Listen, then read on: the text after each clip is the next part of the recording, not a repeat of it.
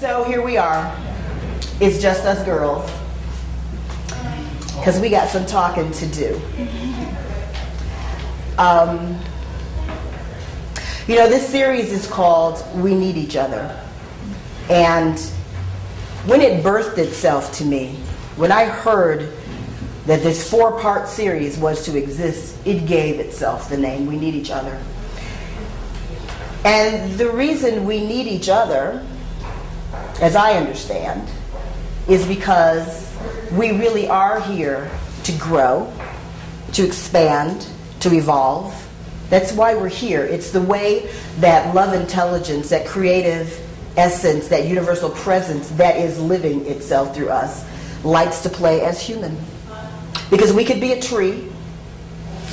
I have this huge pine tree in front of my house, and it does not matter what happens, it just continues to grow and expand. It doesn't worry, I'm sure, about what the weather is, about that the snow came early, that it beat the green leaves off of it, that branches fall in early spring when snow comes. It doesn't concern itself with that, it just is. And that lack of concern is still available to us as humankind. But because we have free will and think we know so much, we forget that that's who we are. And so we need each other to remind each other of the truth that we are.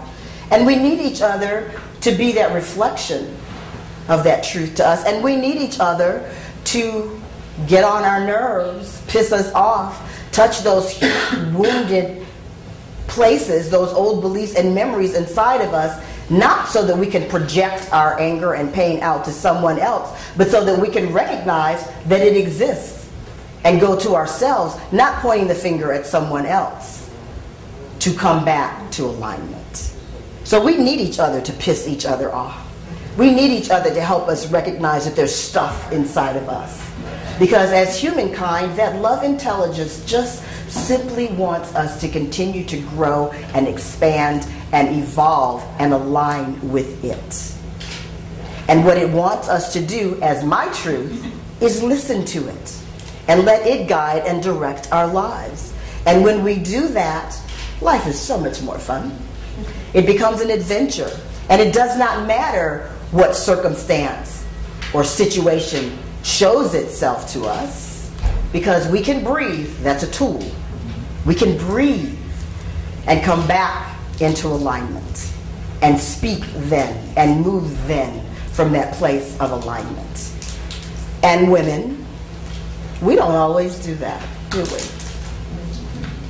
Because particularly when we're relating to men, the male species, boys even, because they process and function differently from us, and they do. They just do, and it's okay. But because they do, because we're so fast, and because we process the way that we do, we want them to be on board with us. And perhaps they don't have the ability to do that because they're not women. And that's okay, isn't it? What was that? Did you shake your head? No. It is okay. Because the thing is, it's like, what's the goal? Is the goal to be right?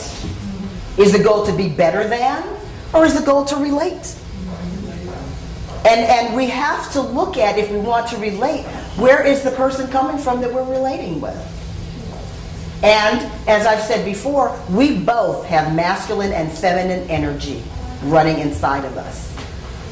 Oftentimes, as women, we're leaning a lot on the masculine energy because the world outside pulls us to that. But that feminine energy wants to be embraced and moved from as well, so that we bring the balance.